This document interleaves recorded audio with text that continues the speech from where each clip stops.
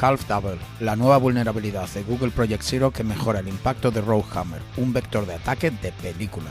Tarjetas de aprendizaje de soldados americanos accesibles públicamente en Internet exponen secretos sobre ubicaciones de búnkeres de misiles nucleares en Europa. Una aplicación móvil centrada en reportar y actuar contra el crimen tiene un lado muy oscuro. El informe Dunhammer descubre la operación de espionaje de la NSA contra políticos europeos gracias a un pacto secreto con el Servicio de Inteligencia de Defensa danés. Anonymous declara la guerra nada más y nada menos que Elon Musk. El FBI retira una citación de registros web que incluye direcciones IP que hubieran podido identificar a lectores de una historia en USA Today publicada este febrero.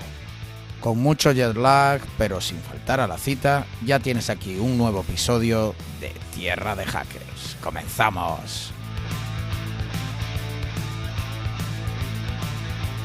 Hola y bienvenidos a Tierra de Hackers, tu noticiero de ciberseguridad hecho podcast. Hoy es el 7 de junio de 2021. Este es el episodio número 31. Yo soy Martín Vigo y está conmigo despierto y alerta, no como yo que llevo un jet lag del copón, Alexis Porros. Hola Alexis, ¿qué tal? Pues muy bien, Martín, sí, aquí estoy vigilándote de que no te me duermas y si no te pego un grito para que te levantes de la silla. Todo por los oyentes, que no les podemos faltar. Todos por los oyentes y los oyentes para uno, como decían los mosqueteros. Pues nada, traemos un episodio ya casi veraniego, que se acerca el veranito, queridos oyentes. Qué bueno. Y de hecho el próximo va a ser justo el 21 de junio, justo en el inicio del veranito y de esas temperaturas históricas o casi históricas, que a ver si arreglamos el problema climático con esta tierra de hackers. Pero bueno, eso es para otro podcast. Pues nada, muchas gracias a nuestros oyentes que, como siempre, cada 2 semanas nos escuchan, nos siguen en redes sociales, en Twitch, nos ven ahí, nos comentan, nos envían sugerencias y preguntas y noticias. Y bueno, recordarles que deberíais estar suscritos a nuestro podcast en vuestra plataforma de escucha favorita. Estamos en Twitter, Instagram y Facebook con el handle @Tierra de Hackers, donde nos podéis seguir para estar al día de todo lo que sucede en Tierra de Hackers y para enviarnos vuestros comentarios y sugerencias, que como he dicho, estamos muy agradecidos al respecto. También en LinkedIn, YouTube y Twitch como Tierra de Hackers y vía email nos podéis enviar vuestros correos electrónicos a podcast@tierradehackers.com. Finalmente, como siempre, agradecer vuestro apoyo a la pregunta del episodio, que en esta última instancia fue la siguiente: ¿en qué casos es aceptable ocultar los detalles técnicos de un ciberataque? Teníamos 4 preguntas, como siempre. Y las 2 primeras, que está en un voto bastante reñido, fueron en ningún caso y si tiene impacto global. En ningún caso con un 53% de los votos e impacto global con un 41%. Algo que me parece debatible, ¿no? Vemos gente que en ningún caso y otro que si tiene impacto global. Igual para encontrarnos en el medio, como dicen, ¿no?, en las negociaciones, igual una respuesta un poco más que satisfaciera a ambos grupos sería algo que si no tiene, en ningún caso, si no tiene impacto global. Pero bueno, que se entiende la parte de ningún caso y sobre todo la de si tiene impacto global.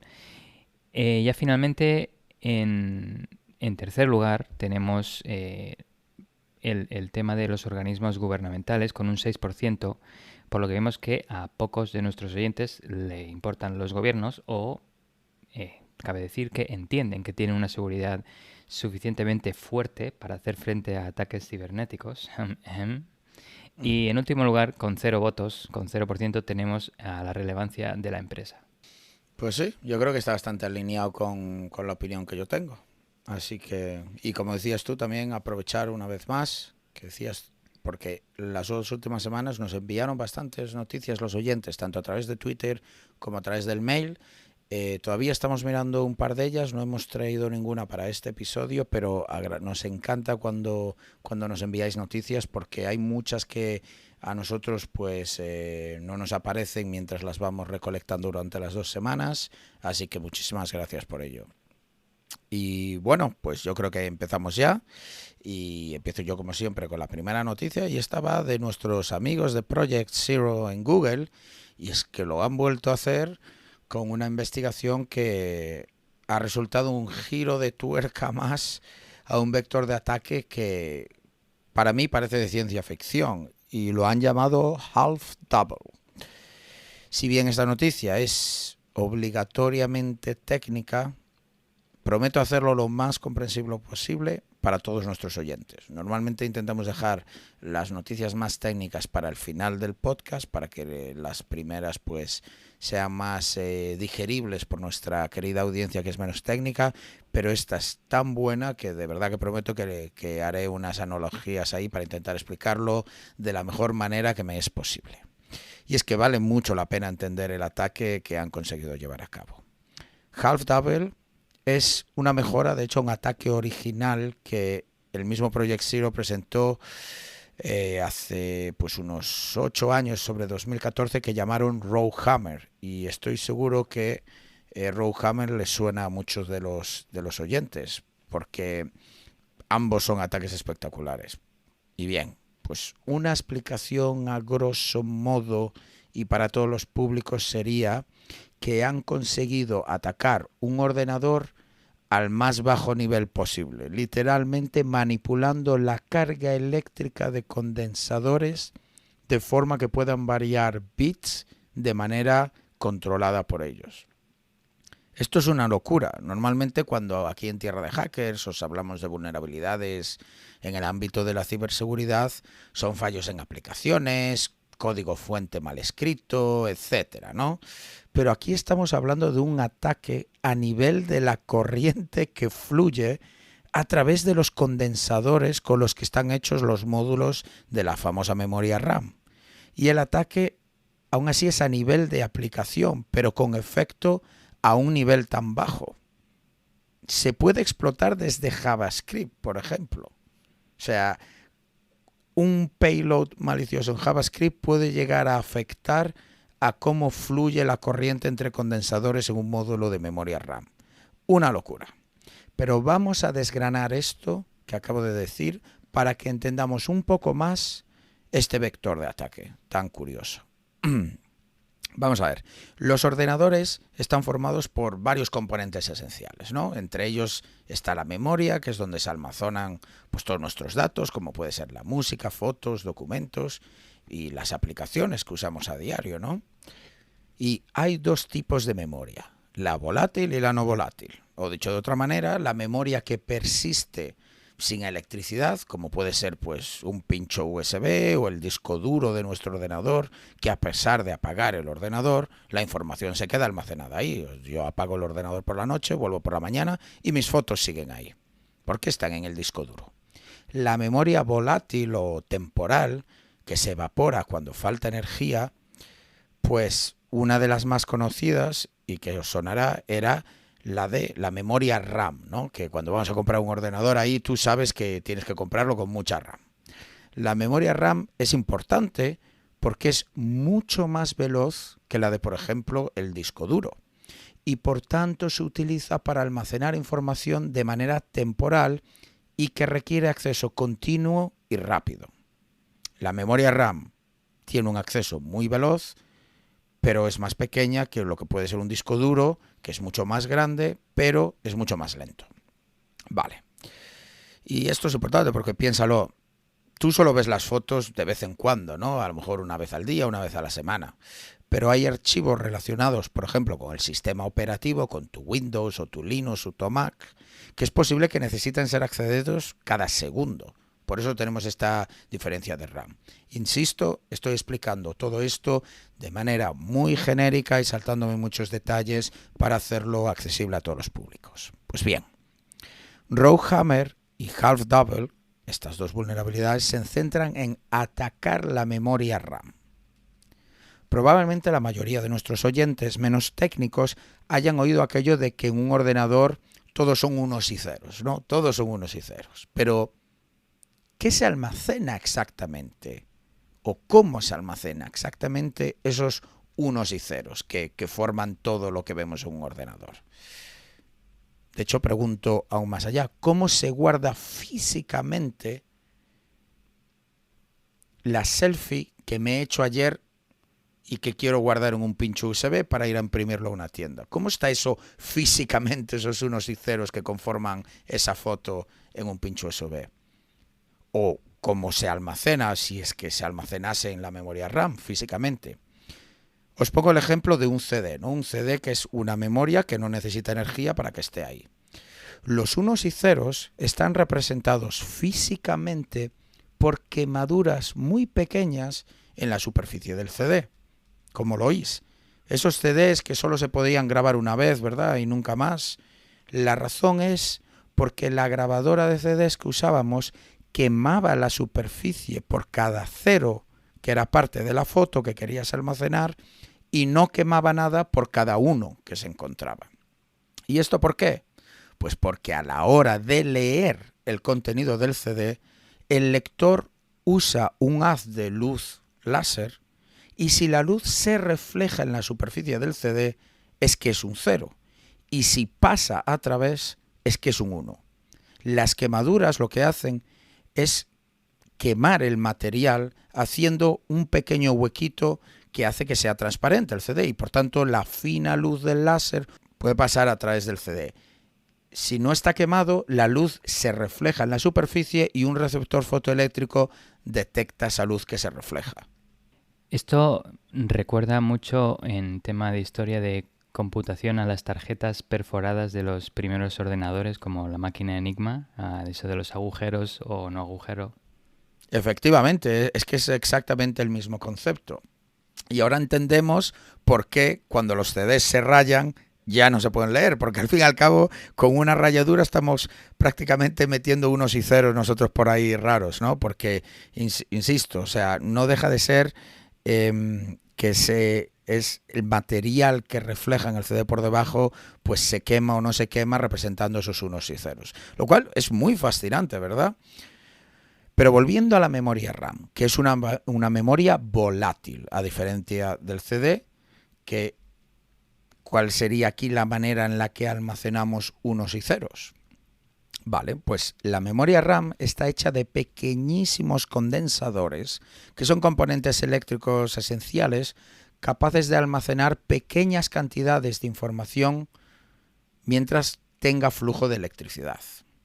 Por tanto, los unos y ceros se representan y almacenan físicamente como cargas eléctricas dentro de este condensador. Lo podéis pensar como una pequeña pila que puede almacenar una pequeñita carga durante un breve espacio del tiempo, menos de un segundo, para dar una referencia. O sea que la memoria RAM puede guardar información almacenando cargas eléctricas diferentes para un 1 y para un 0 en los condensadores de los que, como decía, la memoria RAM está hecha. Ahora que tenemos esto claro, es importante destacar un detalle cuya consecuencia es esta vulnerabilidad. Los ordenadores son cada vez más pequeños. Los primeros ordenadores ocupaban habitaciones enteras, mientras que yo ahora estoy grabando este podcast desde un portátil con un grosor de unos 5 centímetros y que es inmensamente más potente. El tamaño físico de los ordenadores se ha reducido drásticamente, todo gracias a la innovación en componentes electrónicos como son los condensadores, transistores y su miniaturización. Pero los ordenadores no son solo cada vez más pequeños, sino también más potentes y con más memoria. Entonces, si la memoria RAM cada vez puede almacenar más información, pero cada vez es físicamente más pequeña, ¿cómo es esto posible? Al fin y al cabo, si se puede almacenar más información es porque estamos metiendo más condensadores. Pues se puede porque básicamente cada vez hacemos condensadores más pequeños y los ponemos más juntitos, así como suena.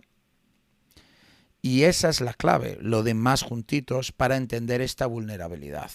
Y aquí hablamos, para que os hagáis la idea, una escala nanométrica. Pues ahora que comprendemos que la información en la memoria RAM se graba en componentes electrónicos muy pequeños llamados condensadores en forma de cargas eléctricas, ¿qué es esto del Rowhammer y el half-double? Pues Google ha demostrado que es posible alterar la carga eléctrica de condensadores que están cerca del condensador donde se está almacenando pues esa información específica, de manera que se podría cambiar un 1 por un 0 o viceversa.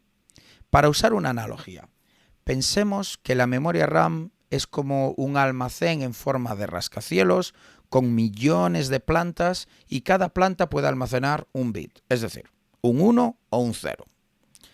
Mientras usamos nuestro ordenador, se están llevando a cabo miles de operaciones por segundo de lectura y almacenamiento en nuestra memoria RAM. O dicho de otro modo, estamos constantemente accediendo a las distintas plantas de nuestros rascacielos para ver qué hay dentro, si es un 1 o un 0, o almacenar un 1 o un 0 en esa planta.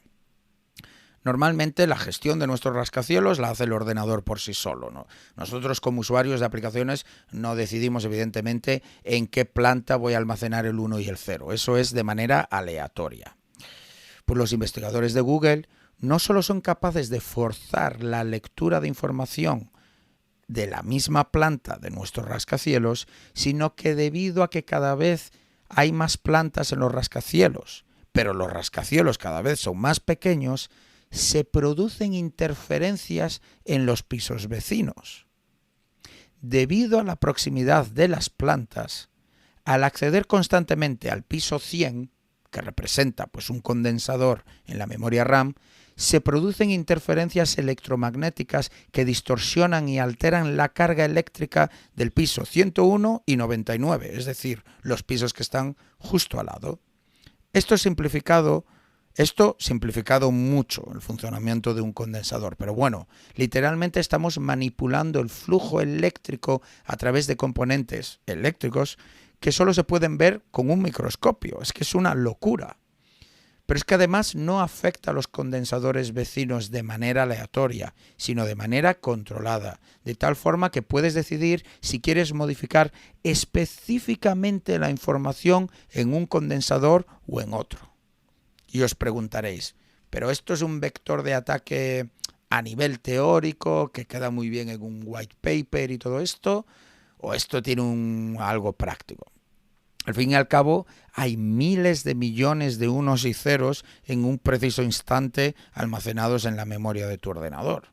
¿Qué mal puede hacer, no, modificar un par de unos y ceros por ahí?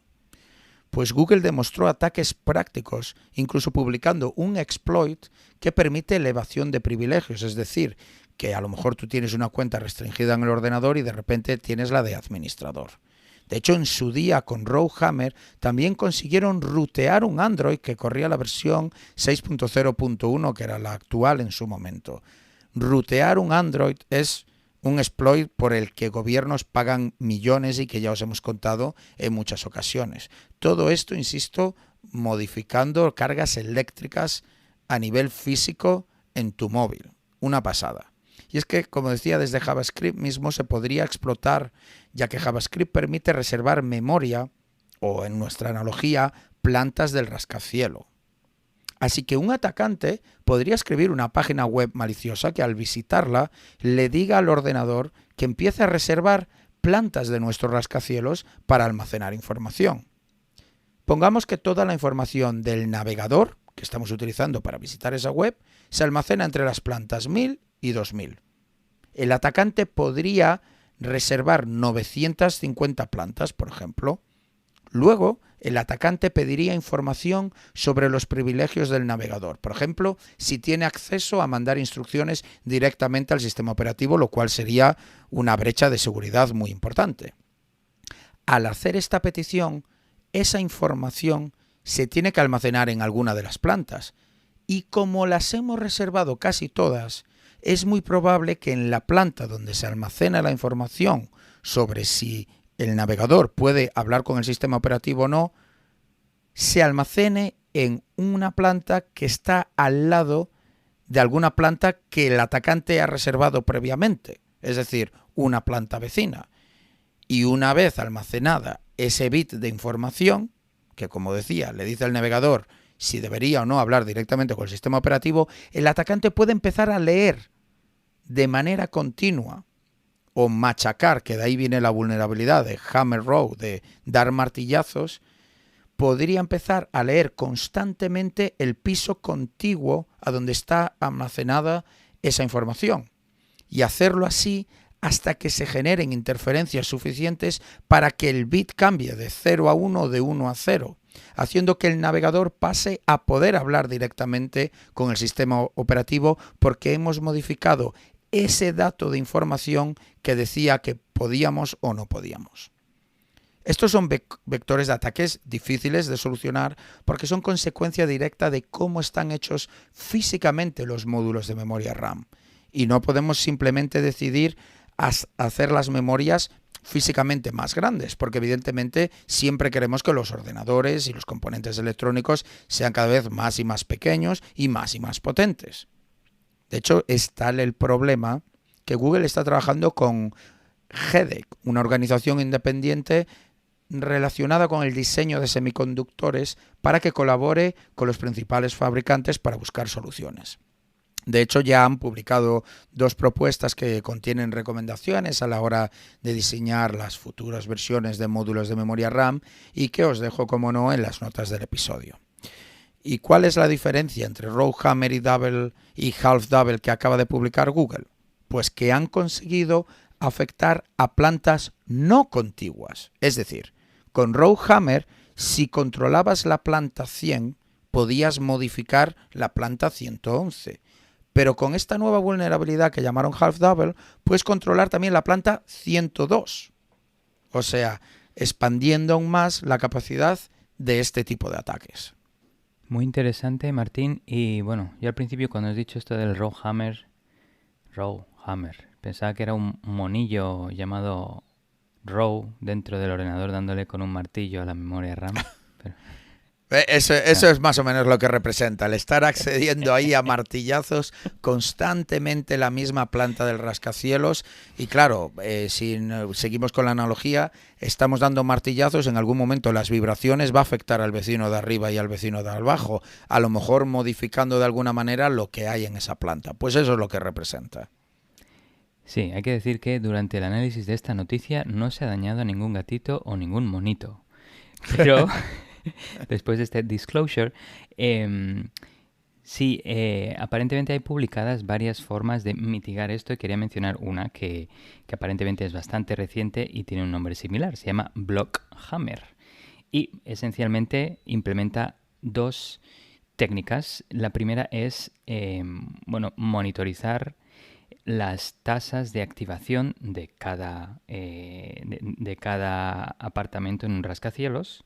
Y lo segundo es que evita que se ponga un 1 o un 0 en cada apartamento mayor a una tasa predefinida para evitar que se sucedan estos ataques de interferencias electromagnéticas entre edificios o ruido entre plantas en este entre caso. Plantas, sí, entre apartamentos. Que realmente sería entre transistores que están muy juntos. Claro, tú lo que dices es que básicamente sería detectar los ataques de fuerza bruta, ¿no? Si se detecta que se está escribiendo demasiado, es como, uy, esto suena a este ataque, pues vamos a pararlo, por explicarlo así de una manera un poco genérica. Pues muy interesante, pero la verdad es que no lo que yo había leído otras posibles soluciones también. Hay un nuevo tipo de memoria que le llaman ECC porque tiene control de errores, incluso se podría solucionar, pero ya hay una nueva versión del ataque que había salido en 2017 que se saltaba eso también. Entonces es un problema bastante importante y que afecta, estamos hablando a un nivel tan bajo que básicamente a todo lo que sean ordenadores, que hablamos también de IoT, de coches autónomos, de absolutamente cualquier componente que lleve condensadores o una memoria RAM de estas, ¿no?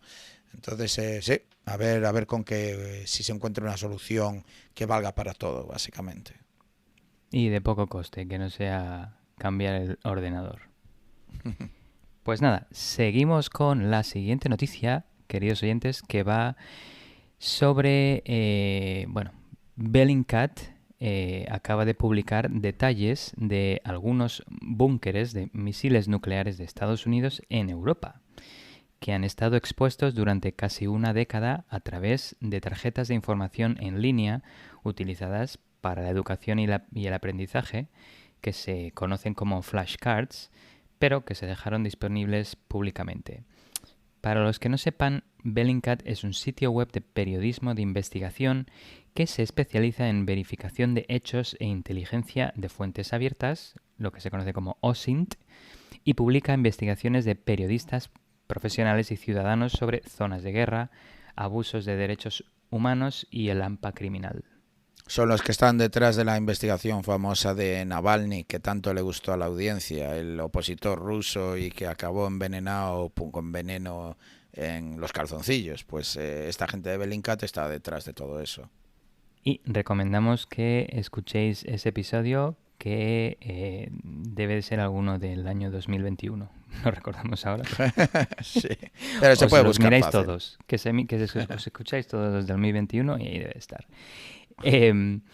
Justo como menciona Martín, un poquito más de información y ya acabo con Bellingcat y paso a la noticia. Bellingcat comenzó a partir de una investigación sobre el uso de armas en la guerra civil en Siria y bueno, luego se hizo famoso por sus informes sobre la guerra en Donbass, la masacre del Junquito, la guerra civil yemení, el envenenamiento de Skripal y una matanza masiva por parte del ejército camerunés. Pues bueno, ¿por qué se ha usado este tipo de tarjetas de educación? Pues en la custodia y la gestión de las armas nucleares en Europa hay mucho en juego y los protocolos asociados de seguridad son extensos, detallados y difíciles de aprenderse básicamente y deben conocerse de memoria. Para simplificar este proceso de aprendizaje, los miembros del servicio de las fuerzas militares de Estados Unidos han creado y usado estas tarjetas para aprenderse todos los detalles de estos sitios de armas nucleares. En cualquier caso, ya se sabe desde hace tiempo que hay armas nucleares estadounidenses en Europa debido a varios documentos filtrados, fotos y declaraciones de funcionarios jubilados, pero lo que sigue siendo oficialmente un secreto son sus ubicaciones específicas y los gobiernos no confirman ni niegan su presencia. Según comentan los expertos en contra del armamento nuclear, y cito literalmente, el secreto sobre los despliegues de armas nucleares estadounidenses en Europa no existe para proteger las armas de los terroristas, ya que terroristas con capacidades similares a las de Bellingcat podrían haber llegado a estas mismas conclusiones y obtenido la misma información, ¿verdad? Sino solo para proteger a los políticos y líderes militares de tener que responder preguntas difíciles sobre si los acuerdos de intercambio nuclear de la OTAN todavía tienen sentido hoy. Esta es una advertencia más de que estas armas no son seguras. Pero bueno, pasamos un poco ya a los detalles de qué es lo que se ha expuesto. Pues la información que se ha encontrado públicamente accesible en Internet incluye indicaciones de qué búnkeres contienen ojivas vivas. Un vocablo. Olivas. O sea, a mí me recordaba aceite de oliva extra virgen de oliva. Pero bueno, sí, me ha parecido un vocablo un poco ortodoxo, pero aparentemente muy acertado para definir el contenido. Bueno, y en concreto la ojiva es la parte delantera del proyectil cuya sección longitudinal tiene esa forma, y lo de viva significa que tiene material nuclear listo para detonar. También se han encontrado palabras en claves secretas utilizadas por los guardias para indicar que están siendo amenazados por enemigos, intrincados detalles y protocolos de seguridad como las posiciones de las cámaras, la frecuencia de las patrullas alrededor de las bóvedas, las palabras secretas de coacción que señalan cuando un guardia está siendo amenazado y los identificadores únicos que debe tener una placa de área restringida. Y también se encontraron tarjetas de aprendizaje que incluyen ubicaciones y las líneas de visión de las cámaras de vigilancia que apuntan a las entradas clave, ubicaciones de los módems que conectan los sistemas de las bóvedas con la base más amplia y en algunas tarjetas se detalla exactamente qué bóvedas se estaban utilizando para almacenar las ojivas nucleares. Así que cuidadito. Los materiales encontrados por Bellingcat sugirieron que los protocolos expuestos habían estado siendo utilizados incluso ahora en abril de este año, aunque el más antiguo se remonta a 2013. ¿Y cuál es la respuesta de la Fuerza Aérea de Estados Unidos? Pues a pesar de todo esto, todas las flashcards descritas en este artículo, en esta noticia, parecen haber sido retiradas de las plataformas de aprendizaje en las que aparecieron después de que Bellingcat se pusiera en contacto con la OTAN y el ejército de Estados Unidos en abril de este año para obtener comentarios antes de su publicación. Un portavoz de la Fuerza Aérea de Estados Unidos confirmó que estaban al corriente de miembros del servicio que usaban aplicaciones de tarjetas de memoria flash de aprendizaje para estudiar una amplia variedad de temas. Sin embargo, no había ninguna recomendación por parte de la Fuerza Aérea de Estados Unidos para que los miembros del servicio lo hicieran, utilizaran estas plataformas. Y no hablaron sobre los protocolos de seguridad pasados o actuales. También dijeron que no estaban al tanto de ninguna evaluación del Departamento de Defensa o del Departamento de la Fuerza Aérea sobre el uso de ayudas para el estudio en línea, pero estaban investigando la idoneidad de la información compartida mediante tarjetas de estudio. Así que los ministerios de defensa de Bélgica, Alemania, Italia y Turquía, todas las naciones que, según se informa, albergan bases donde se almacenan armas nucleares estadounidenses, también fueron contactadas sobre el uso de tarjetas didácticas por parte de los soldados estadounidenses estacionados en sus respectivos territorios, pero ninguno de estos gobiernos respondió antes de la publicación. ¿Y cómo consiguieron estos investigadores esta información? Pues bien, todo esto sorprendentemente no se descubrió explotando vulnerabilidades en línea o indagando en documentos previamente publicados, estilo en Wikileaks o DDoS Secrets o similares, sino que simplemente Bellingcat se puso a hacer OSINT pura y dura en Internet, buscando términos conocidos públicamente asociados con armas nucleares. Lo primero que hizo fue recopilar una lista de estas palabras y expresiones comunes que contenían, por ejemplo, el acrónimo PAS, que se relaciona con el refugio de protección de aviones. Otro acrónimo es WS3, que significa almacenamiento de armas y sistemas de seguridad. Y la palabra bóveda, que aparentemente es el término militar americano para búnkeres de armas nucleares. Y esta información la encontraron en documentos de licitación del gobierno e incluso en entradas de la Wikipedia que detallan algunos de estos términos clave. Así que todo esto es público para cualquier persona en Internet. Y una vez creada esta lista de palabras específica para temas de búnkeres de armas nucleares, combinaron esto con los nombres de las 6 estaciones de la Fuerza Aérea de Estados Unidos en Europa, que, como he dicho antes, se conoce desde hace años por documentos filtrados previamente, así que también es de dominio público. Y lo que obtuvieron de respuesta en búsquedas en Google, básicamente, fueron estas tarjetas de enseñanza con esta información crítica sobre estos sitios nucleares y alojadas en sitios web como Check, Quizlet y Cram, 3 páginas gratuitas de creación y uso de tarjetas flash para la educación. O sea, ¿a qué te refieres exactamente con tarjetas de educación? ¿Es de esto de las tarjetas con un par de frases que usas como para recordarte cuando estás estudiando y te quedas así como...? Justo, eso antes se hacía en papel, que cogías un papelito, lo leías, lo ponías boca abajo y a ver si me lo recuerdo, le das la vuelta, sí, es esto. O sea, el equivalente de lo que sueles subrayar en los apuntes, pero te lo escribes en tarjetas y son así tarjetas de memoria para luego que puedas mirarlas y un poco, vale, ya entiendo. Pero esas tarjetas de memoria entiendo que eran para alguna documentación de un examen o algo así. Pues es para, como todos los protocolos de gestionar estos sitios de armas nucleares son tan difíciles y tienen tanta jerga específica y también, tienen que aprenderse dónde están las cabezas nucleares, las vivas y las que están desactivadas y todo esto, pues aparentemente debe de ser bastante difícil de recordar todo esto.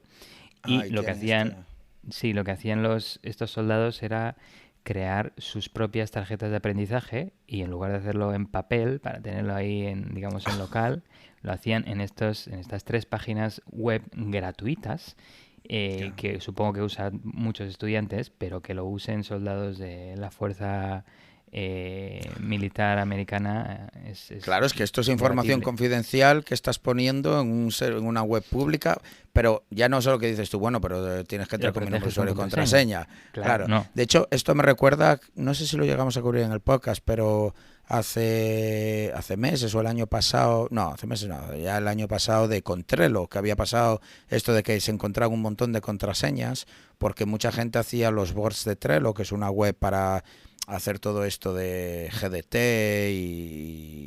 y un poco como... Bueno, Getting Things GDT no, Done, ¿no? Sí, Getting Things Done, es, productividad, gestión claro, de justo. proyectos ágil. Yeah. Exactamente, lo de Agile y todo esto, pues la gente ponía contraseñas ahí y tal, y claro, utilizando búsquedas avanzadas de Google, pues dabas con páginas abiertas de Trello que tenían contraseñas. Pues esto es lo mismo, ¿no? Pero en otras páginas. Lo mismo. Lo que yo me he dado cuenta es que estas tarjetas flashcards, yo al menos creo que en España yo no las utilizaba, pero creo que en Estados Unidos se han utilizado bastante y supongo que es por eso por lo En que las España usan. utilizamos las chuletas, o sea, o sea, las tenemos, pero las llevamos al examen. Es la diferencia, no las Vale, utilizamos para ok. estudiar. Pues bueno, voy a pasar un poquito a ejemplos. Un ejemplo es la base aérea Volkel en los Países Bajos. Pues en la plataforma Check hay un conjunto de 70 flashcards titulado Estudia y parece ir un paso más allá al señalar los refugios exactos que contienen las armas y en 2 flashcards creadas en Check en 2019 se muestra cuántos WS3, que son los almacenamientos de armas y sistemas de seguridad, hay en Volkel. Y segundo, el estado de la bóveda. 5 de las 11 bóvedas WS3 en Volken se denominan calientes, que tienen cabezas nucleares, y las otras 6 frías, con ojiva vacía, respectivamente. Sí, sí. Otro ejemplo muestra 80 tarjetas didácticas relacionadas con la base aérea Aviano en Italia, y bueno, y hay más tarjetas. Bueno, vamos a poner el enlace del análisis en profundidad de Bellingcat en las notas y podéis mirar todos los ejemplos de las tarjetas de aprendizaje que son muy O interesantes. sea, lo que estás diciendo es que vamos a poner en nuestra web la localización de lugares nucleares en Europa donde hay ojivas activas, calientes y ready to go. Muy bien, Alexis, muy bien. Perfecto para que, para para que la web siga online. Madre mía. Para que tengamos más visitas con las ojivas altivas. Sí, voy a estar mirando los logs a ver si empiezo a ver ahí, no sé, algo de la NSA o así que nos viene, IPs así raras. Vamos a hacerle juice a todas las IPs que nos vengan a la web. Eso. Pues bien, a primera vista, bueno, según los investigadores Bellingcat, muchos de estos datos parecen poco interesantes. Prácticamente todas las flashcards comparten el mismo conocimiento genérico de libros de texto que los soldados tienen que aprender.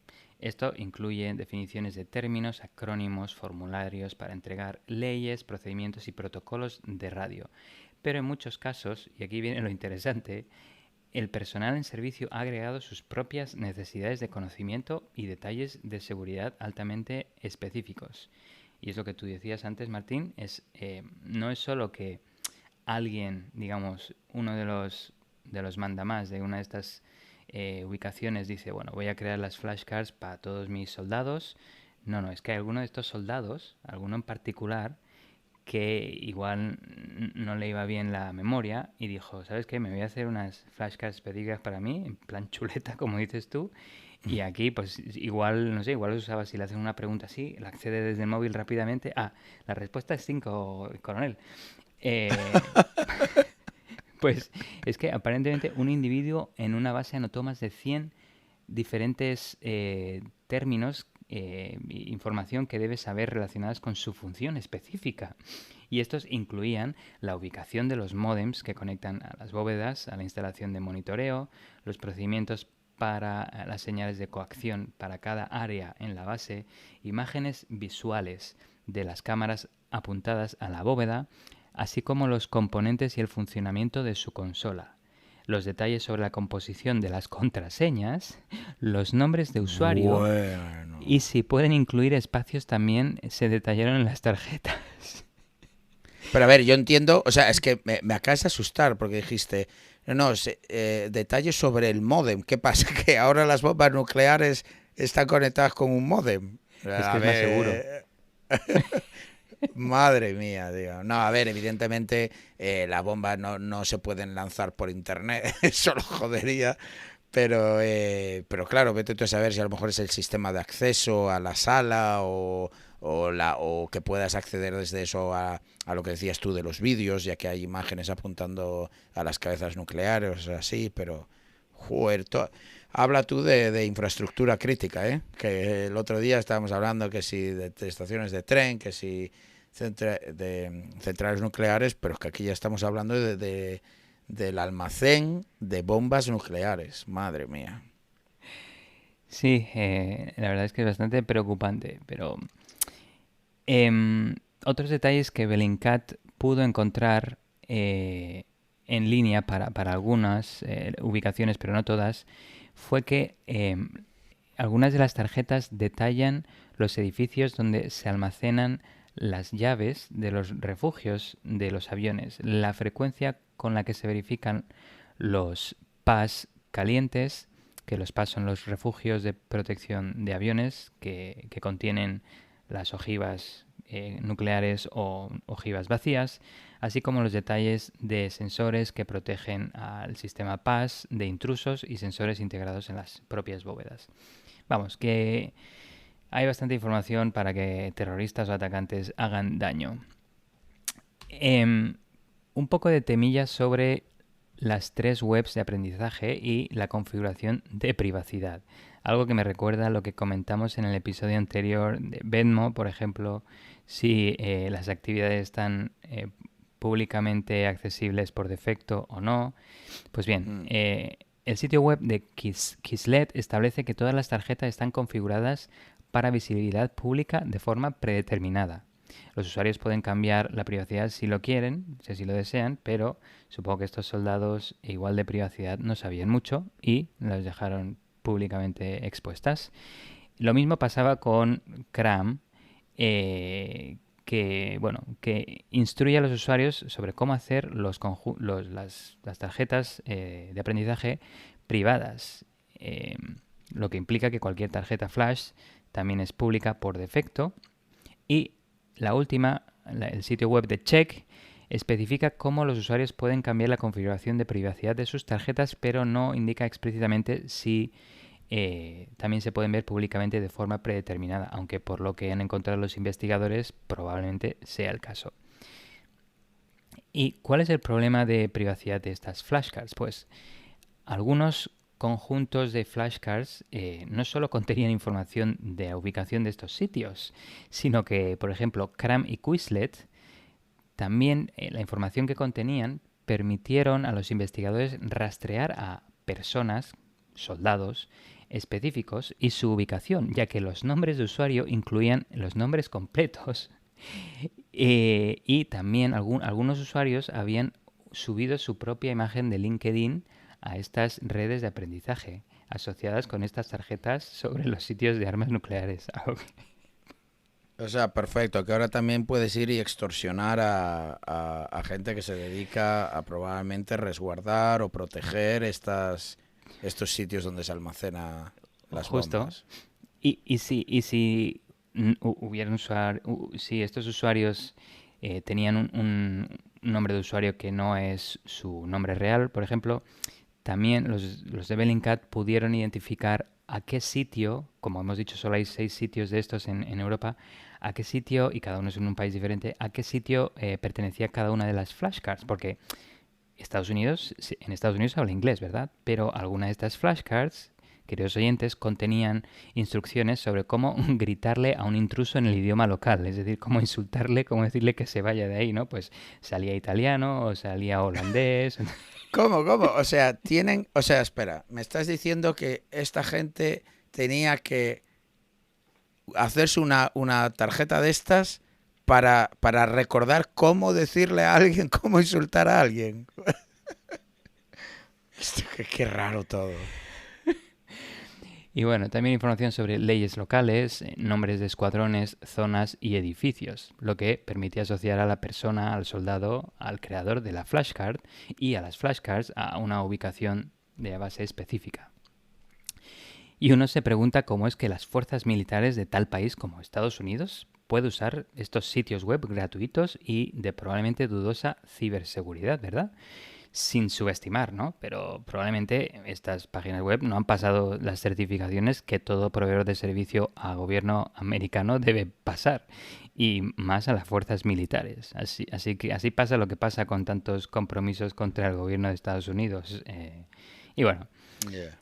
los hallazgos de Bellingcat son similares a la inteligencia, a otros informes que han publicado sobre inteligencia de OSINT, que ellos mismos hicieron públicos en mayo del año pasado, cuando analizaron la aplicación Untappd, una red social de calificación de cervezas, y que cubrimos en el episodio 4, podéis escuchar si queréis, queridos oyentes, en la que, debido a que los usuarios de esta aplicación revelaban un poco a través de sus fotos, nombres de usuario y ubicaciones, pues se podía determinar que muchos de ellos eran soldados y dónde estaban y temas así.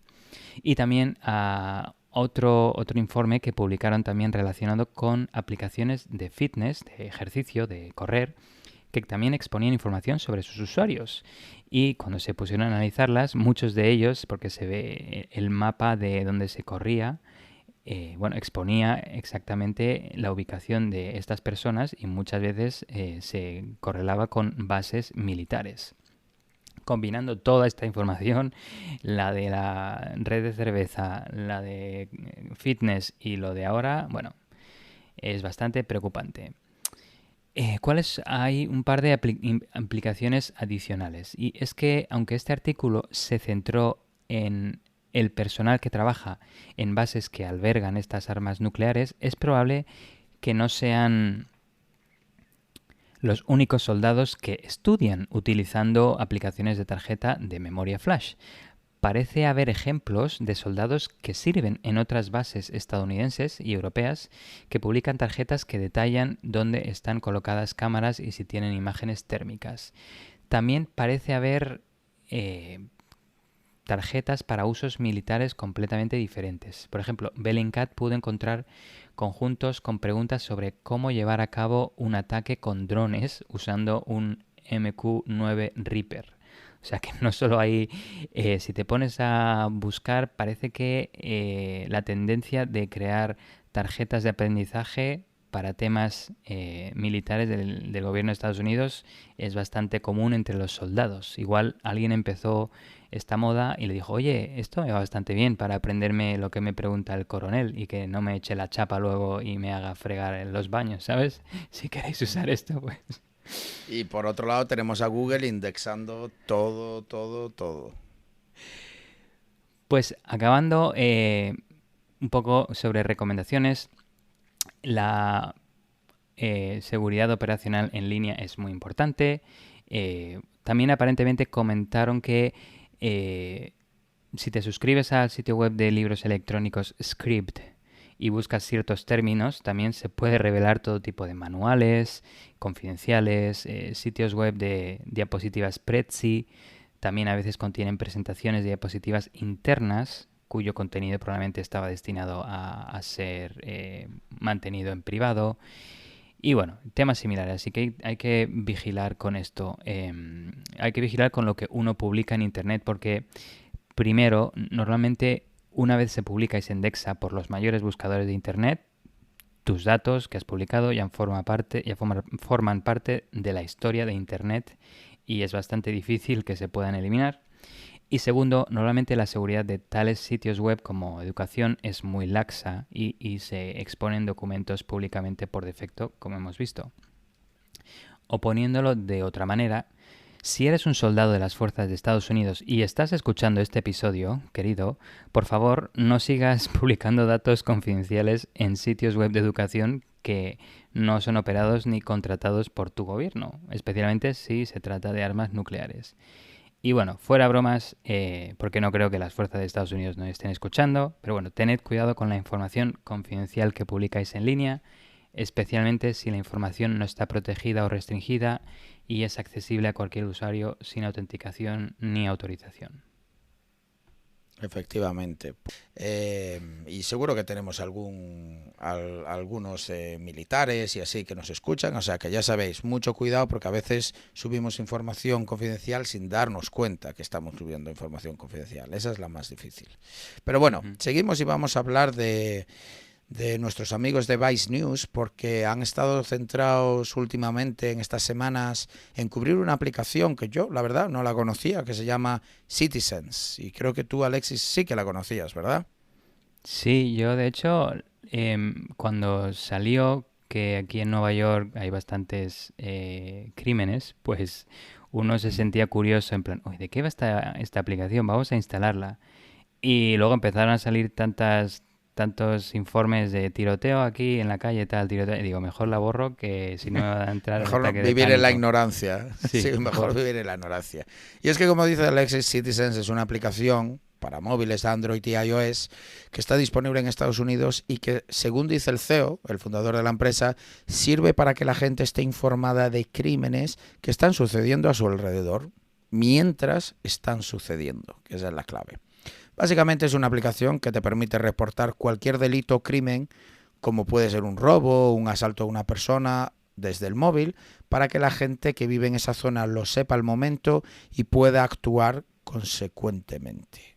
Y no digo actuar por decir, ya que la empresa desarrolló esta app hace años bajo un nombre diferente, Vigilante, hasta que fue eliminada por Apple de su App Store, argumentando que incumplía uno de sus términos de servicio, concretamente aplicaciones que puedan incitar al daño físico de las personas. Y Apple tenía razón, ya que, como publicitaba en 2016 la empresa cuando lanzó esta Vigilante, el objetivo de la aplicación era que existiese una aplicación que permitía a la gente intervenir y detener el asalto, por ejemplo, a una mujer en el metro de Nueva York sin tener que esperar a que llegue la policía. La aplicación envía a través de notificaciones en el móvil la localización física de donde está ocurriendo en ese momento un crimen que reporta uno de los usuarios, y así la gente puede salir en grupo a detener el delito, ¿no? Uno de los eslogans de la empresa era ¿puede la justicia sobrevivir a la transparencia? Ese era uno de sus eslogans. Yo aquí ya empiezo a preocuparme, la verdad, y planteo un debate, queridos oyentes. Por un lado, todo lo que sea hacer nuestras calles más seguras, bienvenido sea, ¿no? En principio. Si podemos evitar una agresión sexual a una persona indefensa porque salen 4 vecinos inmediatamente a socorrerla, eso está muy bien. Pero, ¿cuáles son las consecuencias? ¿Qué sucede cuando cualquiera puede convertirse en héroe esperando las notificaciones en su móvil? ¿Qué pasa con la propia seguridad del vecino que sale a socorrer a una persona mientras la están asaltando? ¿O con la propia seguridad de la persona que está siendo agredida? ¿O qué pasa con el mero hecho de no estar entrenado para actuar en estas situaciones que normalmente son de alto estrés y de mucha adrenalina? ¿Qué pasa? ¿Que los vecinos salen armados y qué pasa si atacan a la persona equivocada? Si te encuentras 2 personas, la víctima y el agresor, forcejeando y tú llevas una pistola, ¿a quién atacas? O conocer la veracidad del supuesto crimen. Cualquiera puede reportar, oye, que estoy viendo por la ventana que están agrediendo a una persona. Y a lo mejor hay alguien que está aprovechando y denuncia una agresión de su propia pareja y para que vengan vecinos a apalearla. Y en realidad es una denuncia falsa. Pues claro, hay muchos de estos problemas y cuestiones, ¿no? Y aquí ya tenemos un conflicto y dos caras de la moneda. Pero es que los problemas no terminan aquí. Citizens, como empresa privada que es, busca cuanto mayor beneficio, mejor. Pasta, pasta. Como tal, Vice News publicó un incidente en el que el CEO de la empresa alentó a los vecinos de una zona de Los Ángeles donde había habido un fuego a encontrar al culpable, ofreciendo hasta una suma de $30,000. ¿Cuál es el problema? Que estaban publicando la foto de una persona inocente.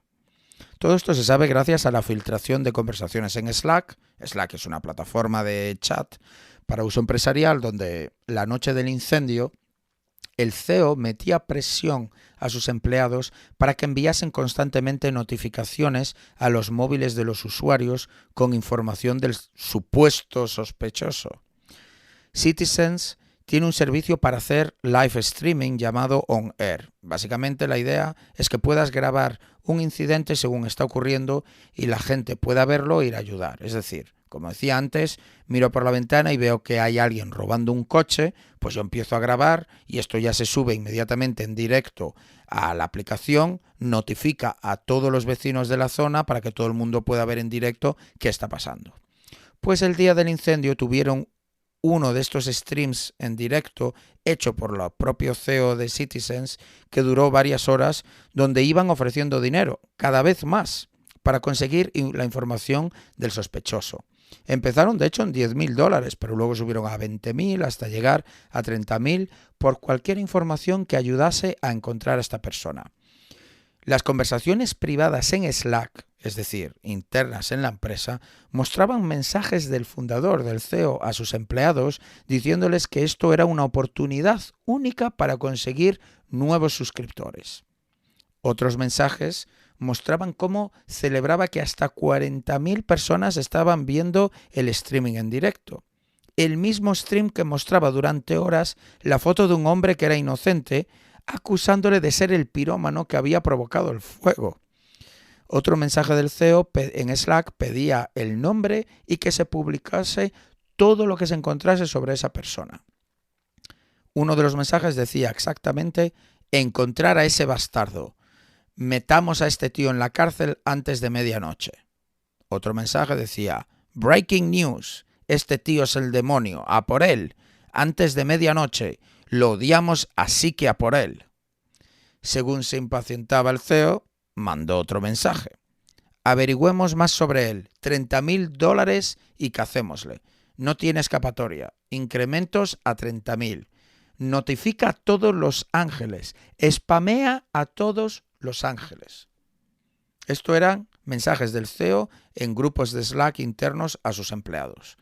Curiosamente, un empleado recordó en Slack que publicar información sobre un sospechoso iba directamente en contra de sus propios términos de servicio de la aplicación, que prohíben exactamente eso, publicar información personal de cualquier persona, pero fue ignorado completamente.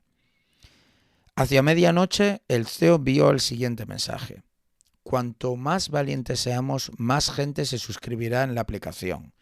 Vete a por los malos y los suscriptores subirán por todo lo alto. Deberíamos cazar a un malo cada día. En realidad lo que pasó fue que poco después de medianoche la policía arrestó al verdadero culpable y no era la persona que Citizens había estado acusando y había puesto básicamente un precio a su cabeza. ¿Más preocupaciones de este tipo de aplicaciones? Pues volviendo al tema de la pasta, del dinero, la empresa ofrece un servicio premium que por $20 al mes permite grabar en directo un incidente y enviárselo a un equipo privado de seguridad que se comunicará con agentes del Estado para notificárselo.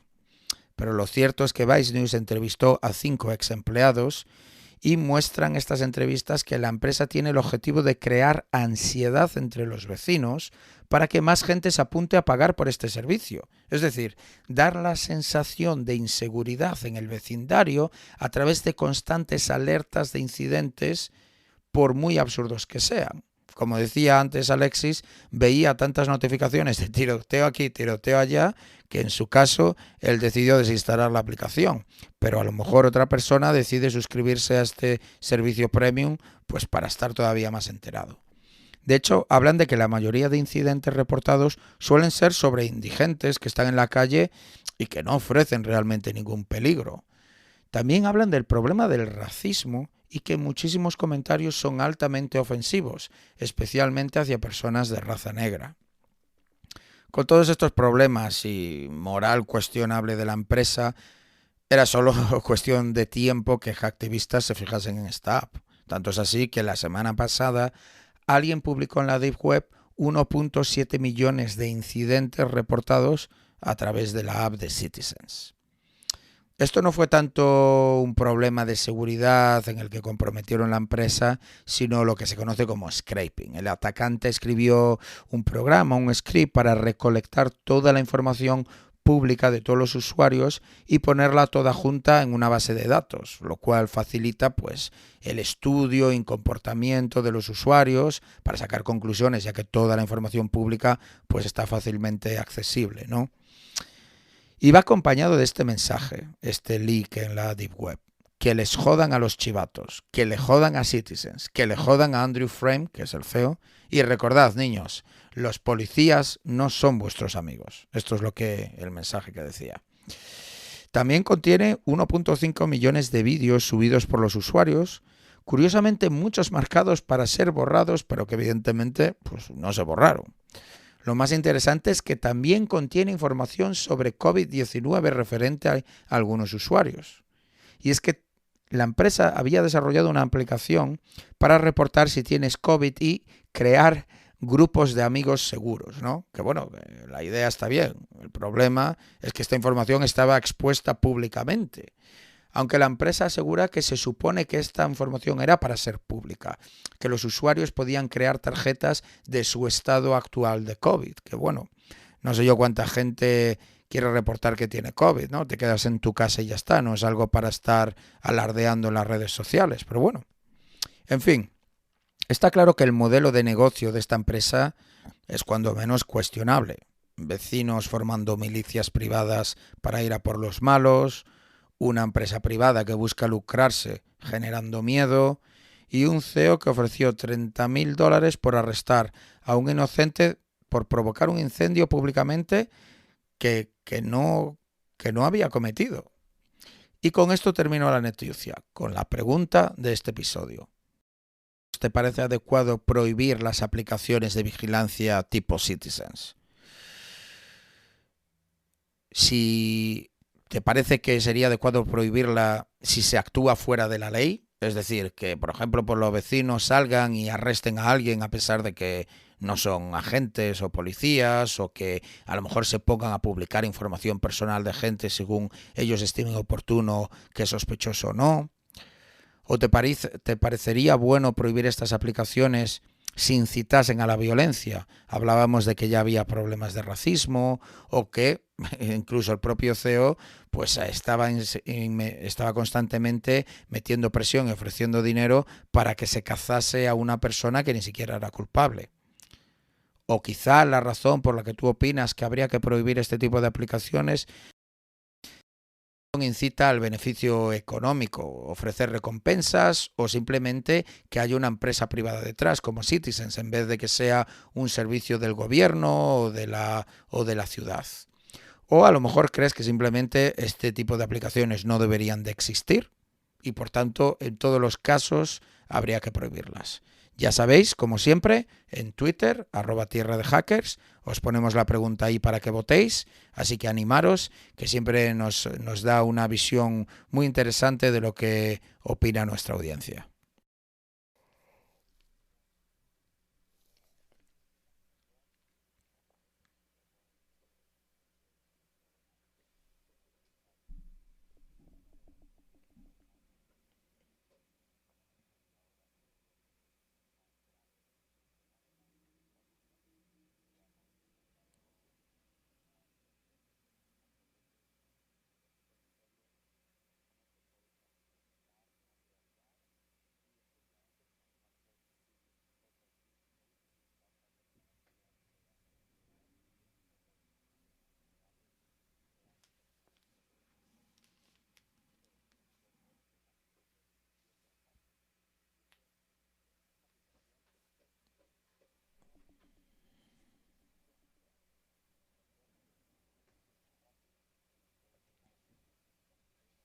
y acudes a ayudar, como dice Martín, tienes que decidir rápidamente quién es el sospechoso y contra quién vas a ir.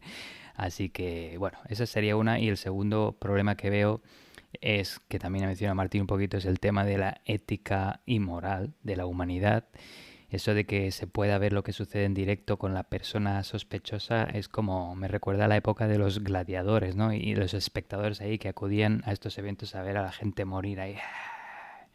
Pues, De hecho, se hablaba en los artículos que leía para preparar la noticia que realmente se había transformado en una app tipo red social donde la gente básicamente lo que hacía era ir a ver vídeos de incidentes, de robos, de cosas así por el morbo. O sea que lo que dices es totalmente cierto.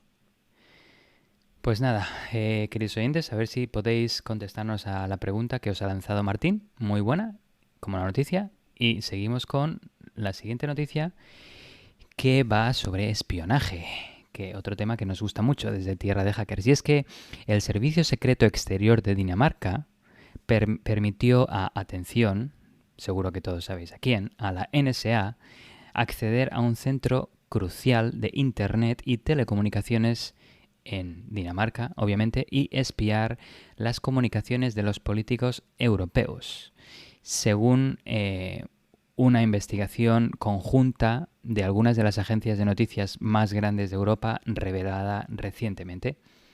La operación de espionaje encubierta, llamada Operación Dan Hammer, curioso que otra vez sale la palabra Hammer en el episodio, tuvo lugar entre 2012 y 2014, basada en una asociación secreta firmada por las dos agencias. Este pacto secreto, firmado entre la NSA y el Servicio de Inteligencia de Defensa danés, que en danés tiene las siglas FE, y es algo así como, voy a intentarlo pronunciar a libre albedrío, digamos, Forsvarets Efterretningstjeneste. Tal cual. Ahí ha quedado. Permitió a los espías estadounidenses desplegar a sistemas de interceptación de datos y en concreto el sistema X-Keyscore desde una base de Sandagergarden, cerca de Copenhague.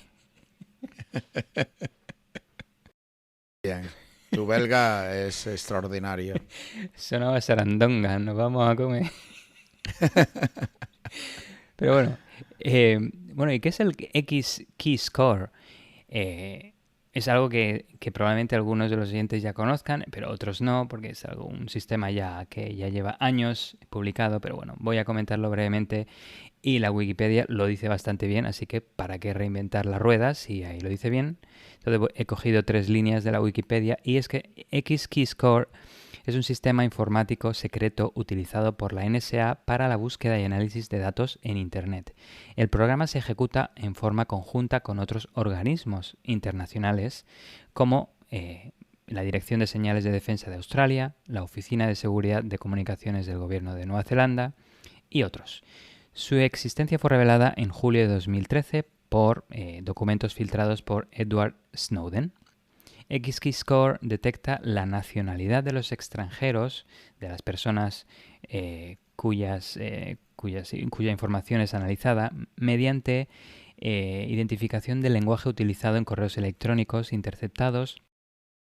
El diario recientemente se ha aplicado a América Latina y específicamente, en concreto en Colombia, Ecuador, México y Venezuela.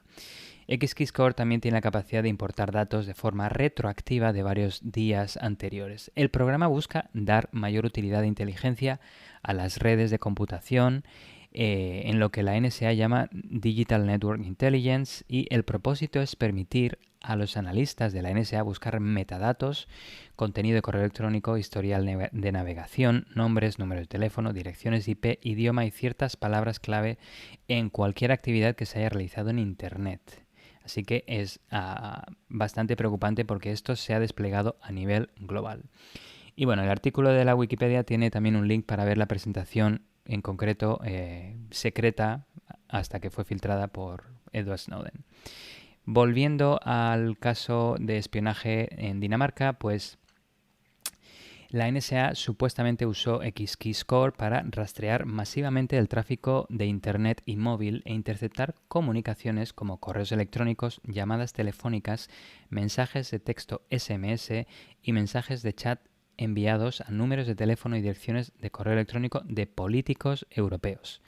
Los funcionarios daneses pusieron fin a la operación encubierta en 2014, después de que se enteraran de la colaboración NSA-FE tras las filtraciones de Snowden y de que la NSA también había estado espiando a miembros del gobierno danés. Y es que varios funcionarios de alto rango de la FE fueron suspendidos de la agencia el año pasado por su participación en la operación, ya que la ley danesa prohíbe explícitamente que la agencia de inteligencia extranjera utilice sus recursos para espiar internamente. La noticia del escándalo se filtró recientemente después de que periodistas de la emisora danesa DR obtuvieran un documento llamado Danhammer Report, que contenía los resultados de la investigación del gobierno danés sobre el pacto secreto NSA-FE. Durante las últimas semanas, DR trabajó con agencias de noticias de toda Europa, como las emisoras alemanas NDR y WDR, el periódico alemán, que no voy a pronunciar, el periódico francés Le Monde, la emisora sueca SVT y la emisora de televisión noruega NRK, para descubrir a las víctimas de esta operación de vigilancia encubierta, los políticos europeos, que supuestamente incluían muchos funcionarios gubernamentales de alto rango en el centro y en el norte de Europa, incluyendo a la canciller alemana Angela Merkel. Aparentemente no estaban interesados en el sur de Europa, así que eso deja un poco libre a Portugal, España, Italia, todo eso. Pero... Lo dejamos para interpretación. ¿Qué quiere decir eso? Que ni pinchamos ni cortamos y por tanto ya... ¿Para qué espiarles? Y total... O igual sabían que en esos países del sur se utiliza cifrado muy avanzado, que la NSA no puede craquear. Sí, claro. En cualquier caso, bromas aparte, los funcionarios daneses y de la NSA se negaron a ofrecer comentarios a ninguna de las agencias de noticias que investigaron los hallazgos de DR y el informe Danhammer. Los medios de comunicación en Alemania, Noruega y Suecia presentaron recientemente comentarios de políticos locales que calificaron la operación de espionaje encubierta de la NSA como inaceptable entre países aliados. Porque, bueno, sí, de hecho... Todos estos países de Europa y Estados Unidos no son enemigos, son aliados, ¿no? Pues Snowden también confirmó el pacto secreto NSA-FE en tweets a raíz de estas publicaciones y también compartió un artículo de noticia danés anterior en el que acusó a Dinamarca de dar la bienvenida a un avión de la NSA en su territorio en 2013, que venía directo a extraditar a Snowden y llevarlo a Estados Unidos en el periodo aquel en el que se encontraba huyendo de la NSA y solicitando asilo. Y bueno, aquí llega un poquito el tema de la problemática. Y es que el problema aquí es con la escala masiva de la operación de espionaje de la NSA. Sí, dicen que solo van a espiar a políticos europeos, pero ¿quién está vigilando a la NSA para que no espíe a otras personas civiles, verdad? O los propios funcionarios de la FE no se dieron cuenta de que podrían ser espiados también cuando aceptaron la negociación, el contrato con la NSA. Bueno, igual para ellos su privacidad no tiene precio, pero para la mayoría de los usuarios de Internet la privacidad es un derecho, es parte de un Estado democrático y de lo que depende la democracia. Y finalmente, a ver si todos sabemos y hemos visto que los políticos son unos bonachones, ¿verdad? Y no hay que vigilarlos porque no hacen nada malo. Tenemos muchos ejemplos en países de toda Europa y de todo el mundo a lo largo de la historia. En cualquier caso... Bueno, no hacen nada malo o no hacen nada y lo dejamos y punto. También esa es otra interpretación. Pero nada, era como broma, cada uno que piense, pero sí, va por esas. En cualquier caso, no hay una respuesta clara como un blanco y negro, sino que es debatible todo esto del espionaje dependiendo de cuál es la intención, pero quién vigila al que espía. Pero bueno, hay una escala de grises ahí sobre opiniones al respecto. Bueno, a ver, yo creo que a nadie le puede sorprender que los espías espíen. los espías van a espiar, ¿no? La cuestión aquí es que estamos hablando, bueno, por un lado de países aliados, Estados Unidos en principio con Europa son aliados, no deberían espiarse entre ellos, ¿no? Pero lo que me parece increíble es que tengas una mula dentro. O sea, Bélgica forma parte de la Unión Europea, para empezar. Y entonces que con el beneplácito de uno de tus aliados estés Dinamarca. facilitando... Perdón. Que con el beneplácito de uno de los países europeos facilites ahí a un país rival, en este sentido porque no es Europa, el espionaje a políticos tuyos, que abras una puerta ahí para ello, es que no, o sea, no entiendo nada. Y cuando leía sobre esto, era curioso ver el silencio de Europa. O sea, esto tampoco... Estoy convencido de que muchos de nuestros oyentes lo oyen por primera vez en nuestro podcast. No es algo que está abriendo las noticias, yo creo. Entonces, no sé cómo se toman tan a la ligera que Dinamarca haya permitido esto, ¿no? Que la NSA vaya allí, oye, ¿tú qué te parece? Pues venga, sin problema, dale. No sé. Sí, y más cuando los de la agencia de inteligencia danesa saben que siempre se filtran este tipo de documentos y relaciones y que algunos de ellos probablemente perderían su trabajo porque no se permite el espionaje a políticos, a funcionarios del propio país. Pero bueno, eso es un problema minoritario comparado con la escala global del espionaje a nivel europeo, pero sí. Pero claro, es lo que decía, los espías van a espiar. Yo puedo entender, o sea, no me gusta, ojalá no fuera así, que bueno, todas las revelaciones de Snowden, que la NSA intenta, ¿sabes?, recolectar toda la información de Internet y tal, pero es que esto es, vas a junto de un país a pedirle permiso que te facilite y luego por encima es que es un aliado tuyo, es de tu propio terreno. Además es que yo estoy convencido que la NSA también espiaba a Dinamarca a la vez. Es como... Y aparte, es que en el momento que tú abres eso, sabes que si te pillan, debería pasar algo, pero es que no parece que esté pasando nada tampoco. Entonces, no sé. Estas son cosas que molaría estar dentro de todas estas agencias y saber cómo está reaccionando la gente, ¿no?, a esto. Porque, no sé, se tirarán de los pelos en plan, madre mía, la que se ha liado. Nos han pillado. Bueno, en fin, vamos con la última noticia.